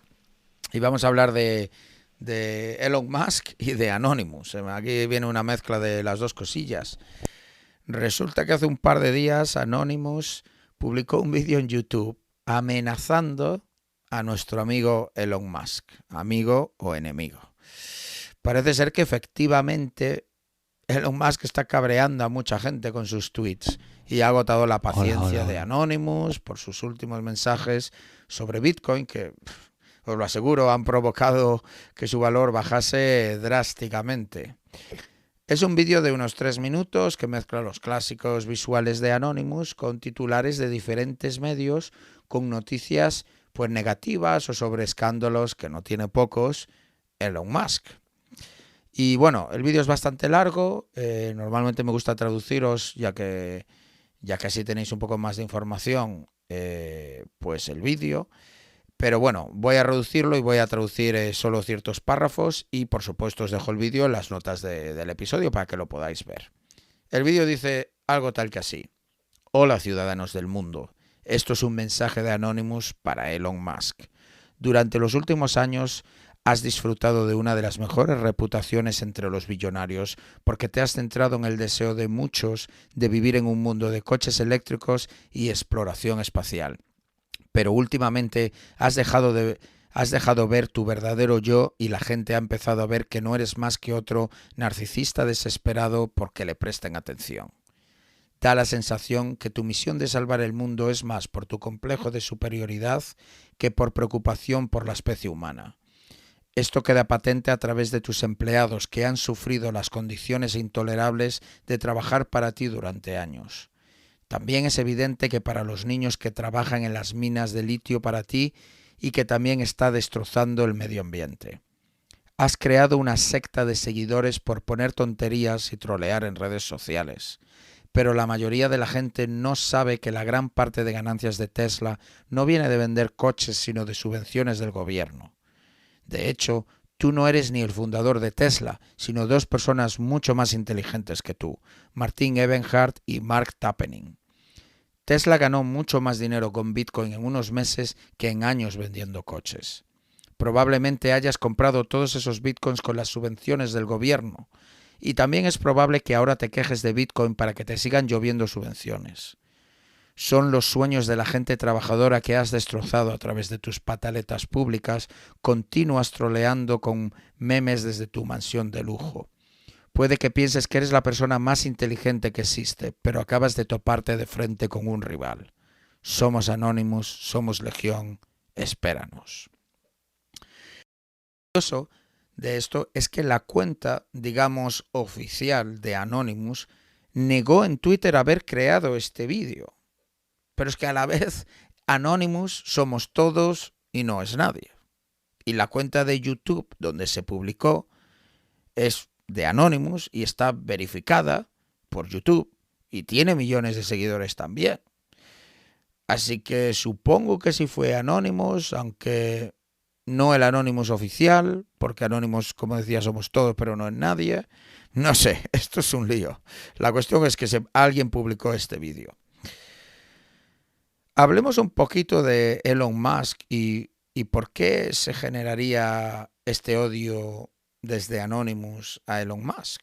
Bueno, ha tenido muchos momentos controvertidos. Os cuento un par de ellos, como por ejemplo, después de meses de prensa negativa por unos accidentes que hubo con varios Teslas y que terminaron en muertes de algunos viandantes, pues decidió crear una web para poner nota a periodistas, lo cual pues enfadó mucho a la gente de prensa.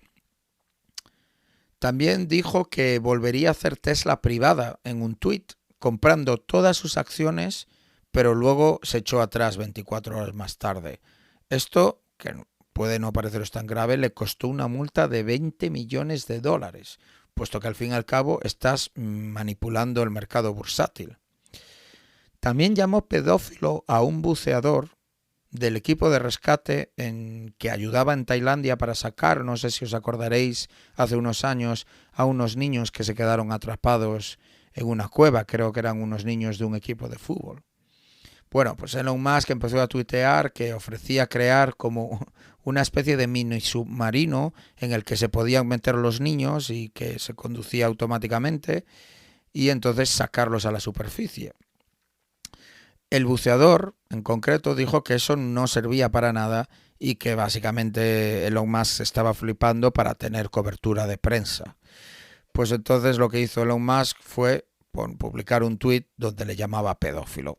Así, sin venir a cuento. Otra cosa que hizo que le costó un problema fue fumar marihuana durante una entrevista que estaba grabada y en YouTube. Joe Rogan es un famoso podcaster muy popular y sus entrevistas, como decía, se pueden ver en YouTube. Pues bueno, una de las preguntas fue si había fumado alguna vez marihuana y Elon Musk dijo que no y le ofreció allí un canuto, un porro y se lo empezó a fumar en directo. Bueno, la cuestión era que en California es legal fumar de manera recreacional, es decir, cualquiera puede fumar. Lo que pasa es que Elon Musk tiene una empresa que se llama SpaceX.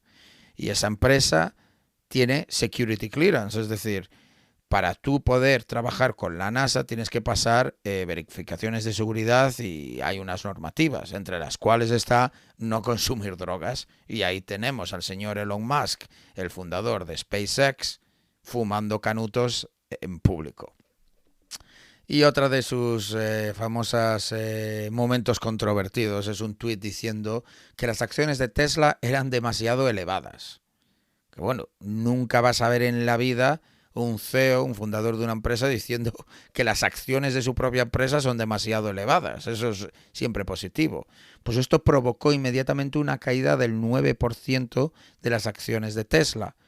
Esto se traduce en una pérdida de $13 billones de evaluación y de hecho Elon Musk, con las acciones que él tiene, perdió $3 billones en ese momento. Yo doy mi opinión personal sobre Elon Musk. Me parece un genio, me parece que Tesla son unos coches increíbles. SpaceX está probado que no es humo, sino la NASA lo ha utilizado para enviar equipos y material, pero también me parece un auténtico payaso, personalmente. No sé qué le pasa a este hombre con Twitter, pero es que parece como... A mí me da la impresión que yo lo definiría como un niño de 13 años atrapado con la mente de Einstein, algo así. No sé, ¿tú qué opinas, Alexis, de Elon Musk? Que puede ser que sea No te oigo, bipolar, tío. No sé si soy yo otra vez. que puede ser que sea bipolar, esquizofrénico o tenga voces en su cabeza también, pero me cuadra lo que has dicho tú también. A ver, es que él que hace poco presentó pues un famoso programa aquí en Estados Unidos que reconoció que tenía Asperger's, pero a ver, que yo tampoco sé nada de esto, pero yo cuando lo veo presentar los nuevos coches de Tesla, cuando veo entrevistas sobre él, me he leído su libro, su biografía, yo cuando lo veo interactuar a nivel profesional es una persona normal, pero luego lo ves en Twitter y es un payaso. Entonces, no conozco yo una enfermedad en la que solo seas un cantamañanas en redes sociales. ¿Sabes lo que quiero decir? No he visto una entrevista donde haya salido de tono, donde haya sido maleducado, donde haya hecho esto que dices tú. Bueno, pues es su personalidad y si te gusta bien y si no, no. Es solo en redes sociales, es solo... Y aparte poniendo memes a veces ofensivos, lo del Bitcoin, esto en plan... Bueno, vamos a aceptar vender coches con Teslas con Bitcoin. Y a la semana, no, que es malo para el medio ambiente. Venga, hombre, ¿no lo sabías hace una semana?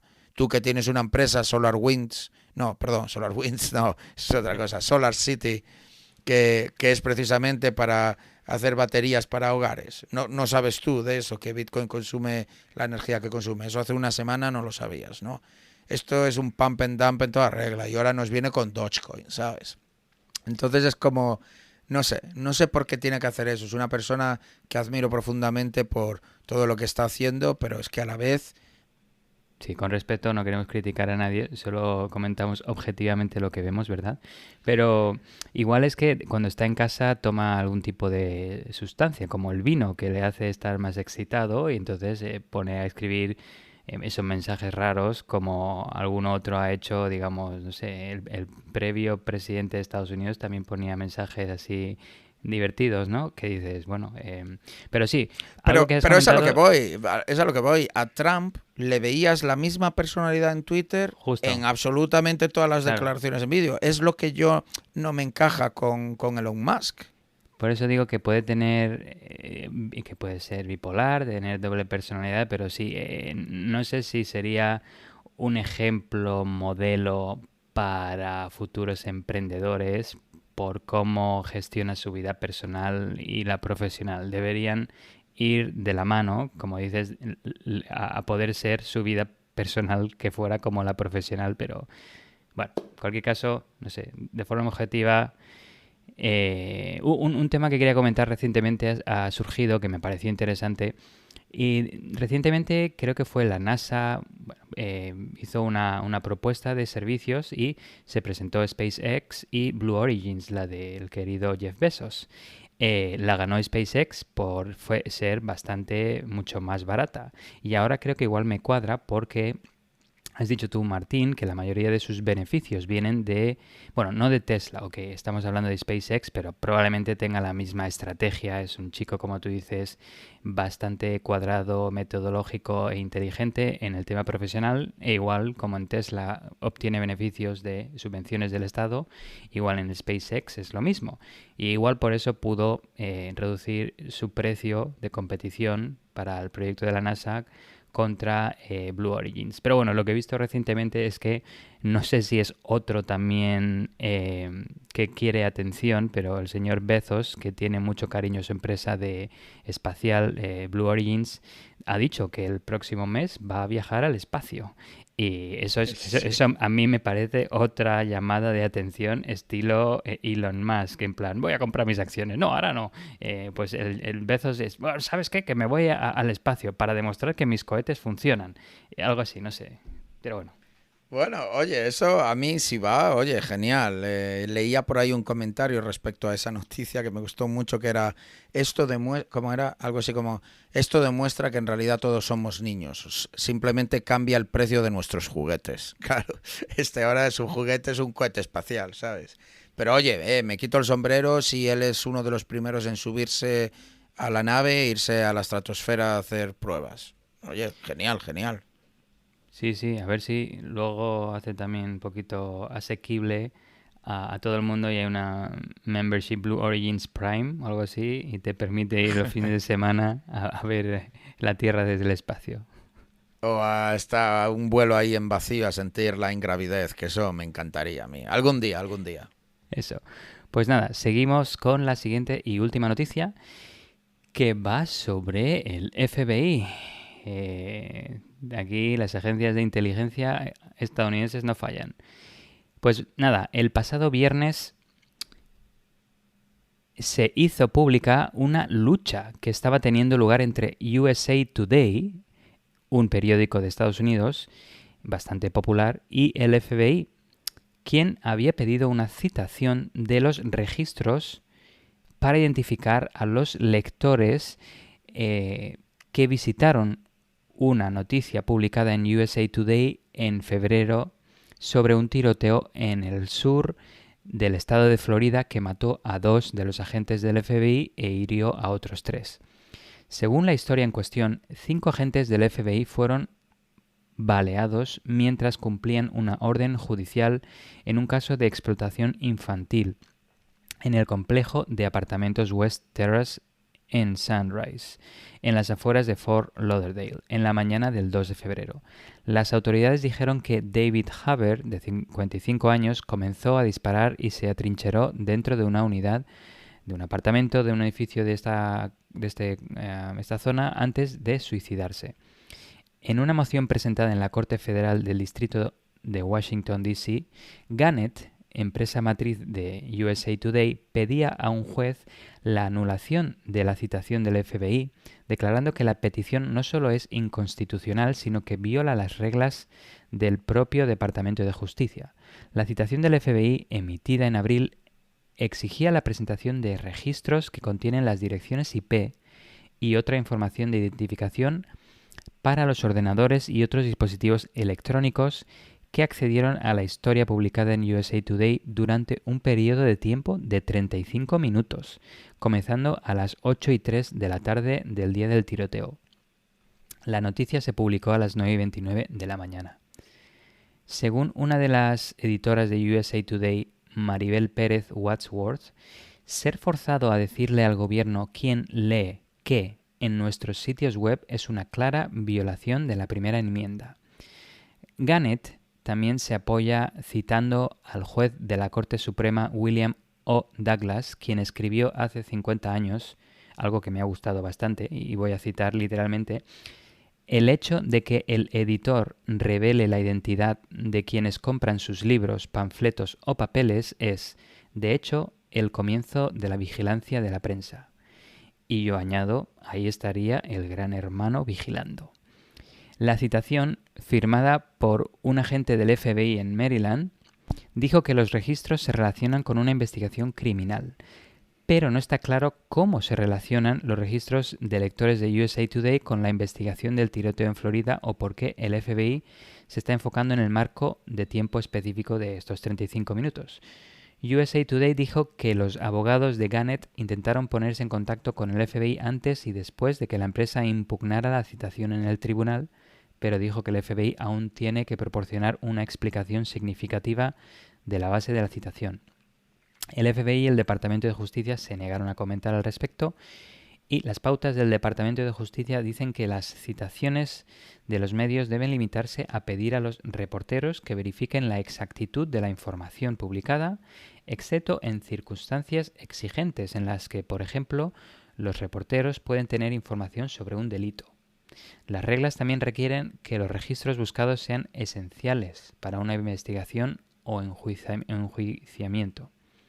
Según comenta USA Today, las propias directrices del gobierno requieren que el FBI busque fuentes alternativas antes de citar a un periódico, que parece interesante. Y justo el mismo día en que se publicó la noticia, el viernes pasado, el FBI retiró la citación. Y es que según el FBI, su citación no busca la identidad de las fuentes de los reporteros u otra información recopilada durante el informe.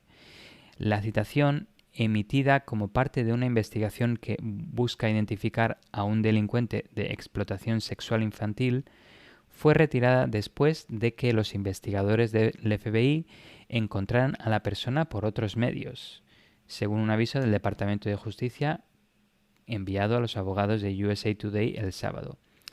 Aunque no se menciona exactamente cómo consiguieron encontrar a esta persona, pero lo que me imagino es que de alguna forma los agentes del FBI pudieron arrestar a diversos sospechosos, confiscar sus sistemas electrónicos y esta información sobre visitas a la noticia en USA Today con direcciones IP les ayudaría de alguna forma a determinar los autores reales de este crimen de explotación sexual infantil.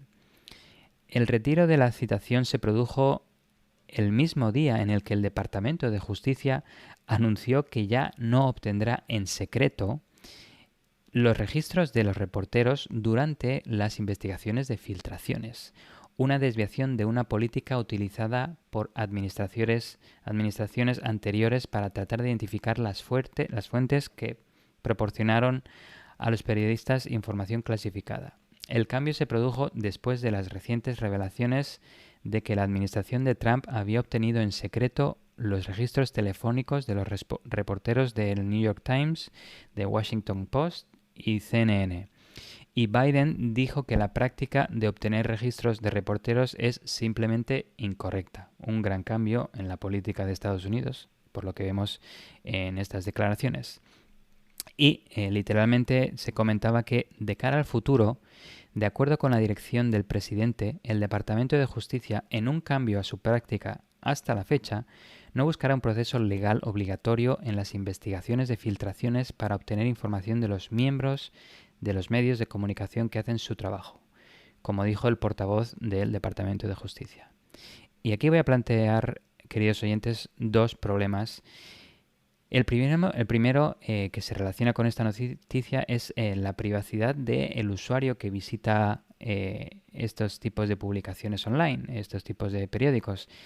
El usuario debería ser posible utilizar conexiones vía VPN y si es algo que puede comprometer su integridad personal, se recomendaría el uso de Red Tor, por ejemplo, con navegadores como el Tor Browser y sistemas operativos seguros como Tails y Wonix, que es algo que hemos mencionado en otros episodios y podéis escucharlo en episodios anteriores. Y el segundo, que es relacionado con el cambio de esta política de divulgación de las fuentes de la información por parte del Departamento de Justicia y el cambio entre el gobierno de Trump y Biden, es la privacidad de los filtradores de información, ¿no? Es que anteriormente el gobierno de Trump buscaba identificar a estas personas que filtraban información. Y esto no es algo que haya pasado durante el gobierno de Trump, sino que ya pasa desde hace años que hay personas que filtran documentos, ¿verdad? Y por esto, periódicos digitales como el New York Times y similares publican recomendaciones y formas anónimas y relativamente seguras, y digo relativamente, ahora voy a aclarar el porqué, para que los chivatos puedan enviarles su información filtrada y estas recomendaciones o formas de comunicar estos datos filtrados incluyen el uso de Secure Drop, que es un sistema que utiliza Tor para recibir documentos filtrados, que es mantenido por la organización Freedom of the Press Foundation, la Fundación de la Libertad de la Prensa, y que se basa en una herramienta que desarrolló Aaron Swartz, un activista de Internet muy famoso y querido por todo Internet, que abogaba por la justicia social y uno de los fundadores de la red social Reddit, de hecho, que desgraciadamente se suicidó en su apartamento en 2013 debido a la presión que le supuso ser arrestado y acusado por los cargos de fraude en línea y 11 violaciones al acta de fraude y abuso computacional por la descarga de publicaciones académicas de una red llamada JS-Tor y con una pena máxima que ascendía a una multa de $1.000.000 y 35 años de prisión. Incautación de bienes, indemnización y libertad vigilada. Algo totalmente desorbitado si lo comparamos con las imputaciones a los autores de sucesos de seguridad contra el gobierno americano, por ejemplo, o autores de malware, a los autores de ransomware, y similares. Muy recomendado el documental, creo que está en Netflix, sobre Aaron Swartz. Recomiendo encarecidamente ver el documental. Curiosamente, recientemente, no sé por qué, de coincidencia, encontré un sitio. Hay un sitio web llamado sci-hub.do que se podría decir que es algo similar a lo que Aaron igual pretendía hacer y que contiene muchos papers de investigación académica que normalmente están accesibles mediante paywall o previo pago y que en esta web están accesibles de forma pública. Supongo que Aaron quería compartir el conocimiento de forma gratuita con todo el mundo. La segunda forma de comunicar estos datos filtrados es vía Signal, que parece ser por el momento bastante seguro y el segundo método más seguro en la lista de, por ejemplo, New York Times. El tercer método que me pareció curioso es mediante el uso de email, aunque si se usa, queridos oyentes, mejor que vaya vía Tor y cifrado vía PGP, que es lo que recomiendan, con una clave que no tenga metadatos asociados a tu persona. No asocies tu clave PGP con tu nombre completo @gmail.com, porque sería inútil cifrar si usas esos metadatos en la clave PGP pública. Y como última opción, me sorprendió también el correo postal, aunque sugieren que desde un buzón público, lo que requeriría evitar ser grabado por cámaras de vigilancia cercanas, para evitar ser descubierto y, a ser posible, uso de recortes de periódico para evitar usar tu propia caligrafía, como en las películas. En las pelis, Y bueno, sin embargo, hay que recordar que los chivatos tienen que poner de su parte también para con la seguridad operacional de sus actividades online. Si envían, por ejemplo, datos a los periódicos online desde su casa y el gobierno consigue obtener la dirección IP del envío de los datos filtrados por la fuerza, probablemente puedan encontrarlo fácilmente. Y de forma similar, si se utilizan esto, a veces se olvida, si se modifican documentos, imágenes, normalmente se queda esta información como metadato, ¿verdad? Pues si no se borran y se envían y contienen el nombre real del delatador en los documentos filtrados y, de nuevo, se obtienen por la fuerza por partes de las fuerzas del Estado, podrían identificar al autor. En conclusión, siempre hay que cuidar la seguridad operacional y la privacidad, y ya hemos tocado este tema varias veces en otros episodios, pero un recurso bastante bueno al respecto, que creo que ya comentamos en el episodio en concreto, pero que quería reiterar, es privacytools.io, que es una lista de aplicaciones que se pueden utilizar para mantener el anonimato y la privacidad online al navegar, enviar emails o incluso el uso de sistemas operativos contra el análisis digital forense. Así que recomendamos una lectura a esa lista de aplicaciones en esa web para mejorar la seguridad online.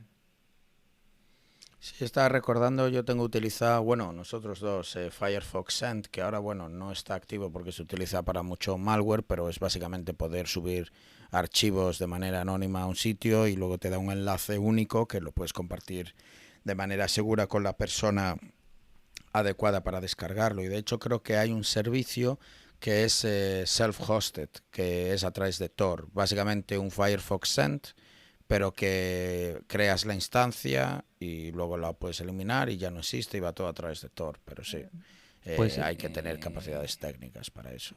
De hecho, el servicio online de Firefox Send ya dejó de usarse, de hecho, el 17 de septiembre de 2020. Sí, por eso decía, porque lo abusaban mucho para malware, que para descargar el malware desde ahí, y entonces Firefox lamentablemente tuvo que pararlo.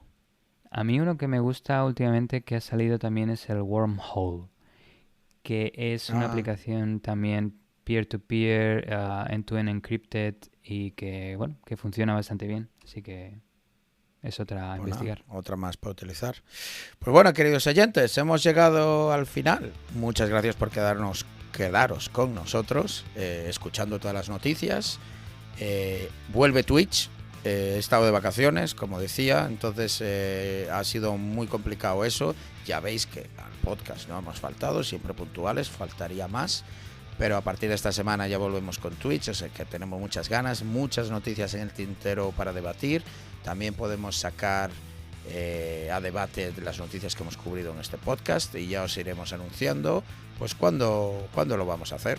Sí, estad al tanto, queridos oyentes, ojo a visor, oído abierto y nada, ahí nos vemos pronto en Twitch y nos escuchamos, si no, en las redes de podcast. Adiós. Hasta la vista, que vaya bien. Si te ha gustado este episodio y quieres ayudarnos a seguir con el podcast, compártelo con tus amigos y compañeros. Con tu apoyo podremos atraer y despertar el interés por la ciberseguridad de mucha más gente. Acuérdate de dejarnos un comentario y una valoración donde nos estés escuchando. También puedes seguirnos en Twitter, Instagram y Facebook. Te esperamos en el próximo episodio de Tierra de Hackers.